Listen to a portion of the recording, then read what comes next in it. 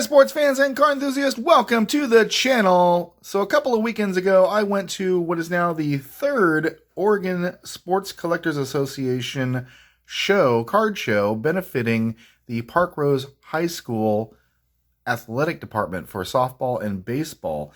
This is, again, they're calling it the third annual. It's actually kind of the third show they've done. They did one in October a couple of years ago, and then another one in the following October. And this is their first spring show that they went to. And it was such an amazing show. Great attendance, great dealers, great cards to be found, both vintage and modern. And I just want to take this little episode here to give you some of the highlights of the show and talk to some of the dealers and the attendees as well. So with that, let's get into it.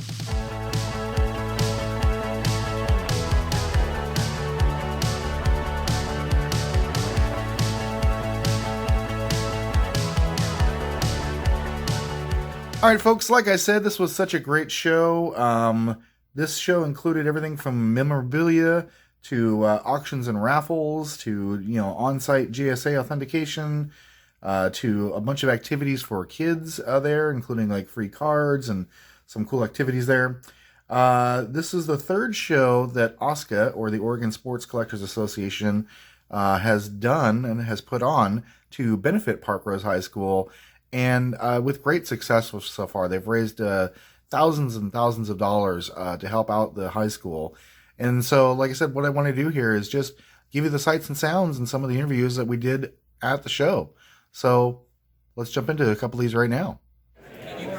So I'm here with Terry Neisler. Terry is one of the co-founders of OSCA and one of the brainchilds behind the Parkrose show here. This is the second annual show? Actually, this is the third show we've done. Two of them been in October, and this one, of course, in April. Gotcha. Tell us a little bit about why these shows were created and what the intention is behind them. Yeah, great question. First of all, when we first organized, we said, what are we going to do to change the playing field for kids so more kids can be involved, and particularly those kids for whom getting a uniform or cleats or a glove might be formidable. And so we said, let's get some money to the program. We looked at Parkrose. We said, okay, this is a great community for helping folks and get them into uniforms, provide equipment that might change the quality of their play, and maybe help them fix a field or put up a video board that they use in the commons of the high school, and provide all the tables that they need for the events they have in the high school as well. So we've been doing it for 3 years, and it's been nothing but a great relationship where we put in and they get back. And it seems like this show has grown each year. I see more and more people. I was kind of floored when I saw how many people were here already this morning. Does it surprise you at all that this many people are here for this show already? It's funny. The 3 weeks leading up to the show, I always worry about, do enough people know about it? Is it going to result in a great deal of folks coming in? And I would say this morning, they came flooding in, and it's been the same volume, really well packed, a lot of enthusiasm. You can almost hear it in the room. People are enjoying themselves. It's a great space. We have some nice programs. We do auctions and raffles. We give away cards to kids. It's working out. Yeah, for sure. Do you mind sharing, if you can, like how much money you've been able to raise so far with the Sure, we're right around $20,000 right now over the 3 shows. Our target has been about $6,000-$7,000. We've actually been able to go out and raise some money from folks to pay for tables so that we could outfit the showcase. You never know. We keep refining things. We're looking at bringing in a Hall of Fame basketball player for the next show. And we're just trying to build it and be as efficient as possible, since all the profits go to the high school programs. All the proceeds are going back to the sports teams at Parkrose, the high school boys baseball team and the girls softball team. We got them helping volunteer, putting people in the right place, pointing in the right direction. We've got some things like a JSA here to authenticate autographs, which we don't usually have in the community, so it's really been a great day.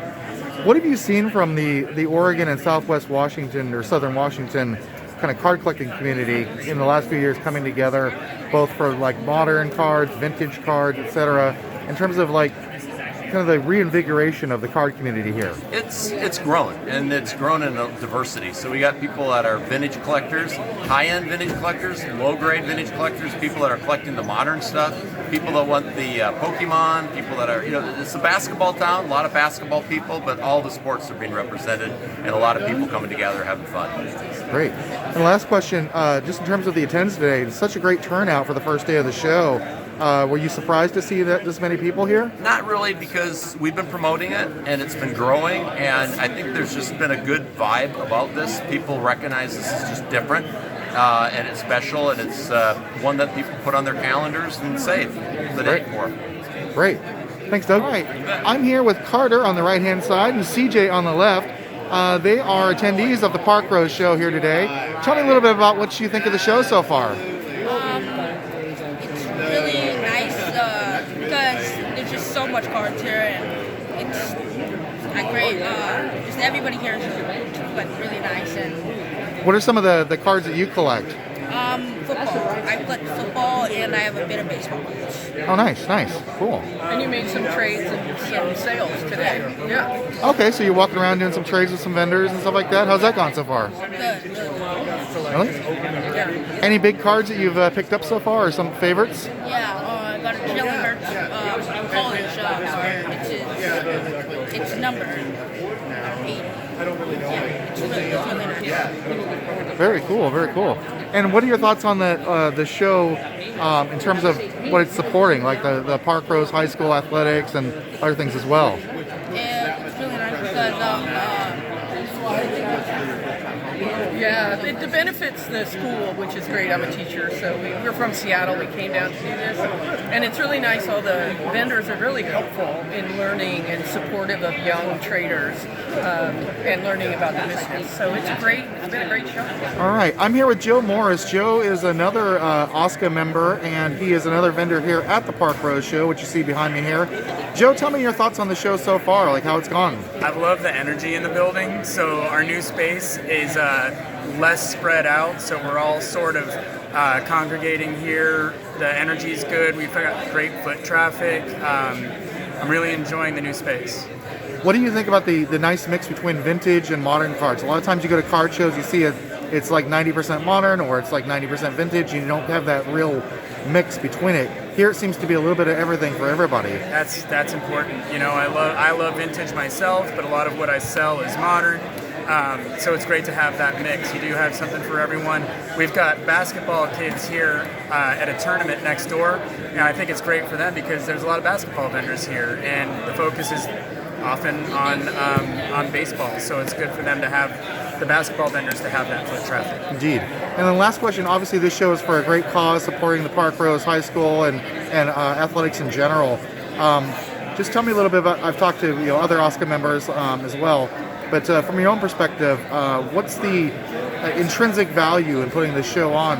For this is the third show now, so yeah. So another part of our mission is to, we do support Parkrose and their athletics programs, but also to engage young people in collecting and sort of more of an artful forming of collections. And I think it's nice because it reaches both of those youth audiences. And if we're helping the high school kids, they're also raising awareness in their families for collecting and helping to make that sort of impact. I'm here with Jim. Jim is another attendee of the Parkrose show. Jim, it looks like you are a vintage fan, as am I. Yes, sir. Tell me what some of the things you're finding here at the show so far and what you think of the show in general. The show in general, I love coming to this specific one. It's a fundraiser for the kids. I'm a sucker for kids and cards, so it's a great show for me to come to. Lots of vintage. I'm more of a vintage guy. I'm an Ernie Banks collector.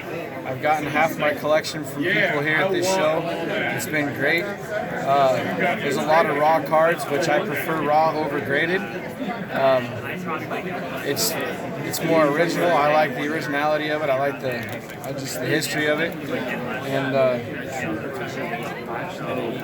I think I also love some of you can get good stuff in the dollar boxes, 10 for $1, quarter box. I love thumbing through them. I could spend more time thumbing through cards, like boxes like this, I get to spend more time thumbing through a bargain box of vintage stuff than I could looking at the new stuff. Yeah, me too, for sure. Absolutely could. I'm even a junk wax guy. I love it. What are some of the things you found so far at the show that you've pulled out? Well, I'm getting ready to purchase a 61 Ernie Banks. I'm pretty sure that's not a legit auto, but I don't have this 61 Ernie Banks. So until I get one without the writing on it, I found one now. Graded $8. The card's in great shape. That's a great deal. Ron Santos, with my Cubs collection. I've never had any of the Ted Williams set, so these are beat up, but they're a buck a piece. I'm not going to turn those down. That's the great thing about shows like this. You can find some great values and steals there for sure. I'm looking to find. I'm going to collect rookies. I don't have a Dave Parker rookie yet. I'm about to have one now. So nice. A Lou Brock, more Santos, another Ernie Banks that I didn't have. So just a good variety, and this is just in one box. I can't wait to get to the rest of it. That's really cool. That's really awesome. So you're enjoying the show for sure, right? Absolutely enjoying the show. This is a great show, great people. The vendors are friendly. It's great. I love the raffles they do, supporting the kids. That's a good one. 0833, blue ticket, 0833. 0833.